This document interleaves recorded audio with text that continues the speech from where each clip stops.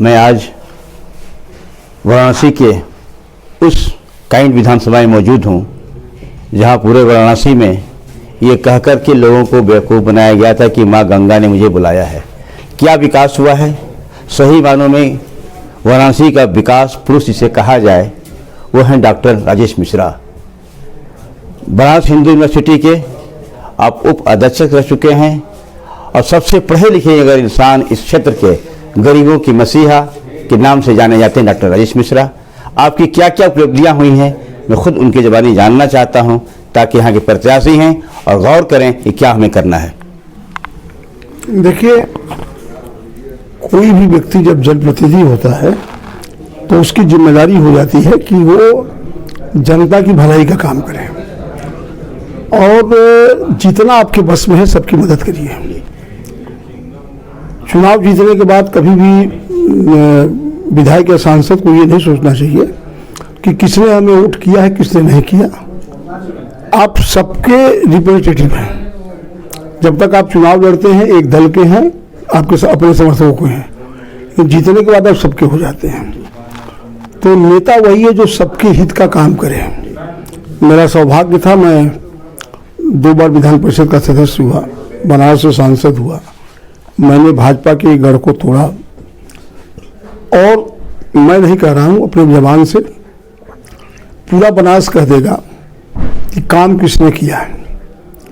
मैं तो चुनाव कैंट से आज लड़ रहा हूँ ना। फ्लाई ओवर बनवाने की शुरुआत बनारस से मैंने की थी। चौका घाट का फ्लाई ओवर, कैंट का फ्लाई ओवर, मडुआटी का फ्लाई ओवर मैंने शुरुआत की। सबसे बड़ा ट्रामा सेंटर BHU का, जो आज हमें लगता है कि पूरे पूर्वांचल की और आधा मध्य प्रदेश और छत्तीसगढ़ की सेवा कर रहा है। मेरा सौभाग्य है, उससे मैंने मूर्त रूप दिया, सरकार ने पैसा दिया, वो बन के तैयार हुआ। बनारस में सारे घाट, 80 घाट सबसे बढ़िया घाट इस समय है, मेरा बनवाया हुआ है। पंचकोशी मार्ग पे जितने तालाब हैं, कुंड हैं, सब मेरे बनवाए हुए हैं।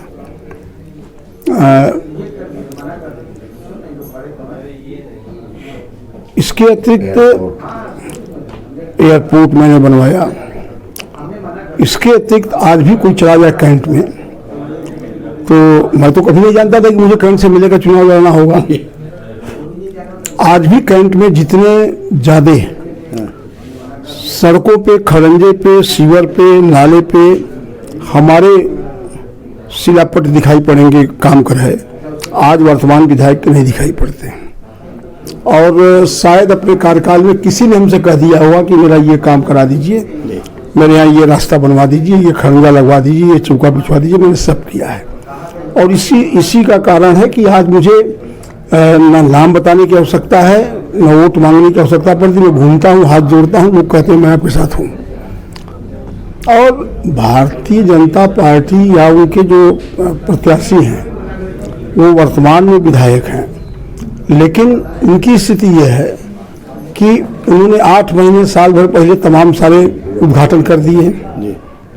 लोग हमें दिखाते हैं, बोर्ड लगा हुआ है, काम शुरू नहीं हुआ। तो यदि काम नहीं शुरू हुआ, आपने बोर्ड लगा दिया, आपने 1 साल पहले उसका उद्घाटन कैसे कर दिया, इसका मतलब आप जनता को बेवकूफ़ बना रहे हैं। जनता इस भुलावे में आ जाए कि उद्घाटन हो गया है, अब काम शुरू हो जाएगा। और देखते देखते लोगों को 6 महीना, 8 महीना, साल भर हो गया, अब तो चुनाव है, अब तो हो भी नहीं सकता। तो किसी भी जनप्रतिनिधि को इस तरह का काम नहीं करना चाहिए। आप जनता को धोखा मत दीजिए। जो काम आपसे नहीं हो सकता उस आप बता दीजिए कि मैं नहीं कर पा रहा हूँ, या मेरी मजबूरी है, मेरी सीमाएं हैं, मैं नहीं कर पाता।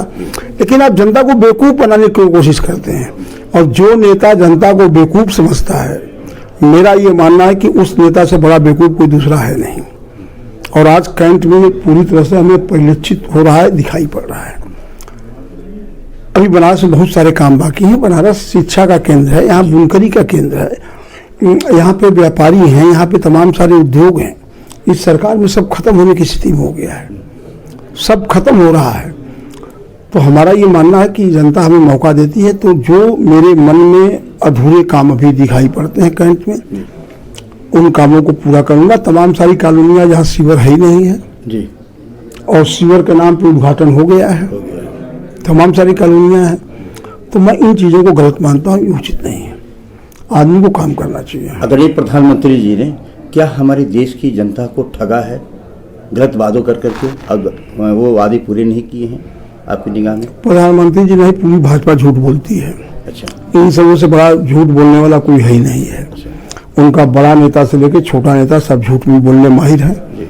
प्रचार ये 24 घंटा करते हैं, इसके सिवा काम कोई नहीं करते। न इनका वर्कर इनसे संतुष्ट है, न इसी दल भाजपा के दल के लोग नहीं संतुष्ट हैं।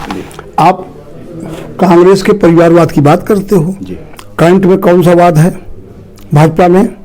35 साल से एक परिवार का कब्जा है भाजपा पे। तो जो भाजपा के कार्यकर्ता हैं, जो भाजपा के नेता हैं, जो राजनीति कर रहे हैं, उनके भी मन में तो इच्छा होगी हम चुनाव लड़े।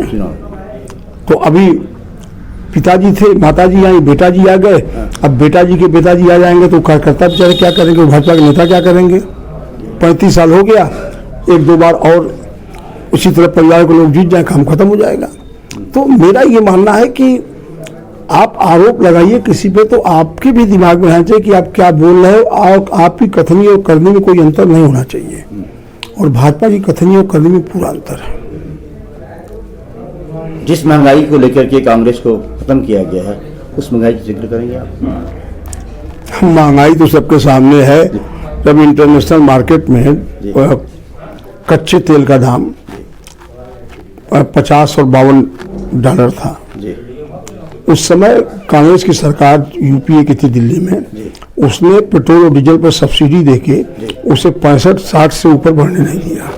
और आज इंटरनेशनल मार्केट में वो दाम हो गया है 30 से 32 रुपये $1, और आज 100 रुपये के पार हो गया। कड़ू तेल 200 रुपये में बिक रहा है। हर चीज़ तो महंगा है, मतलब सब्जी या भोजन, मतलब आज लोगों को अपना भोजनालय चलाना मुश्किल हो गया है आज की जो वर्तमान स्थिति है। तो महंगाई तो हमें लगता है कि हर गरीब आदमी, हर ठेला वाला, खुंचा वाला, रेड़ी वाला, हर व्यक्ति, रिक्शा वाला, तांगे वाला, टेम्पो वाला, हर व्यक्ति परेशान है। और लगता है कि ये सरकार सिर्फ और सिर्फ अडानी अंबानी की सरकार है। सरकार सिर्फ उनके लिए काम कर रही है। पहली बार जीएसटी कपड़े पर लगा है, आज तक कपड़े पर जीएसटी नहीं था। और कपड़े पर जीएसटी का मतलब होता है कि कफन पे भी आपने जीएसटी लगा दिया। जो सरकार कफन पे जीएसटी लगा रही है, टैक्स लगा रही है, उससे ज्यादा निकृष्ट और निकम्मी सरकार दूसरी कोई नहीं हो सकती। वाराणसी शहर को कितना आधुनिक किया गया है आपकी निगाह में? वो आप लोगों के सामने है, मैं उस पर क्या बोलूँ। जनता परेशान है, चलने का रास्ता नहीं है, सड़क नहीं है। अभी तो टोटो और क्या क्या बताते हैं कि सब मैंने बना दिया है। तो हमने कहा कि जब 24 घंटा झूठा बोलना है तो सब तो स्वर्ग हो गया है बनारस। फिर 24 घंटा झूठे बोल के काम करना है तो स्वर्ग हो गया है। इन चीज़ों का कोई मतलब नहीं है। जनता बहुत ज़्यादा नाराज है और जनता इसका जवाब दे देगी इस चुनाव में। बहुत ज़्यादा नाराज है, मतलब उसकी कोई सीमा नहीं। मुझे तो लग रहा है कि बनारस की 8 को 8 सीट में भाजपा हार जाए। जो स्थिति है, अब मोदी जी आएंगे, मोदी जी आएंगे, मोदी जी आएंगे, क्या करेंगे आके? मतलब जनता बेवकूफ़ है क्या? क्या करेंगे आप? क्या झूठ बोलेंगे? अब क्या झूठ बोलेंगे? क्या बाकी सपना दिखाएंगे? सपना तो दिखाई रहा है 7 साल से। तो जनता 7 साल के सपने से ही तो उब गई है ना। अब जनता क्या कहेगी? इन चीज़ों का कोई मतलब नहीं। मुझसे वार्ता करने के लिए भाई डॉक्टर राजेश मिश्रा, पुराना संबंध थे, आज उनसे मेरी मुलाकात हुई। बहुत सारी बातों को उन्होंने जिक्र किया। यकीनन आप इस पर गौर करेंगे। आप देखें क्या करना चाहते हैं हाथी से।